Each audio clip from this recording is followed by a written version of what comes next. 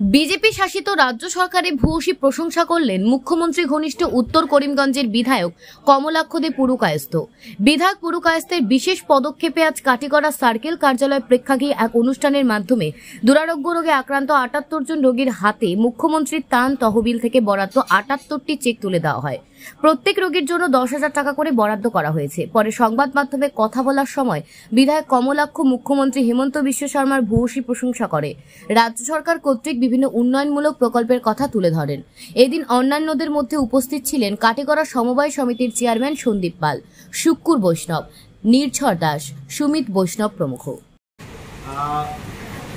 মুখ্যমন্ত্রী সাহায্য বুঝে দেখে তার রিলিফ ফান্ড থেকে প্রায় ৭৮ জন ১০,০০০ টাকা করে চেক স্যাংশন হয়েছে এবং ইতিমধ্যে প্রায় ৪০-৪৫ জনকে আজকে আনুষ্ঠানিকভাবে সেই চেকগুলো বিতরণ করা হলো এবং বাকি যেগুলো চেকগুলো আছে আরও হয়তো বা ৩৫-৪০টা চেক আরও আছে। বিশেষ করে অনেক মানুষ দুস্থ রোগীগুলোর আসা সম্ভব নয়। আমরা সবাইকে বলেছি যে আমরা ঘরে ঘরে গিয়ে সেই চেকগুলো আমরা দিয়ে দেবো। ফার্স্ট ফেজে সেই চেকগুলো দেওয়া হয়।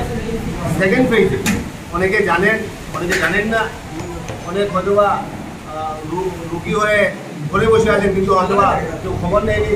আমি সবাইকে বলেছি খবর নিয়ে যারা দুস্থ রোগী, জেনুইন যারা প্রাপ্যতা যারা ওদেরকে যাতে সেই আর্থিক সাহায্য দেওয়া হয় এবং এবার আমরা ১০,০০০ টাকা করে প্রত্যেককে দিলাম। সামনের দিন মুখ্যমন্ত্রীর রিফান্ড থেকে সেই সাহায্যগুলো যাতে অব্যাহত থাকে এবং সামনের দিনে আরও বড় অঙ্কের সেই রিলিফ ফান্ডে মুখ্যমন্ত্রী রিলিফ ফান্ডে টাকা সেগুলো দেওয়া হবে।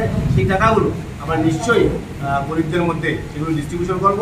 এবং ইতিমধ্যে আপনারা সবাই জানেন যে অরুণোদয় ২০২০-এ অরুণোদয় ১ শুরু হয়েছিল ১৭ লক্ষ বেনিফিশিয়ারি দিয়ে, অর্থাৎ পরিবার দিয়ে।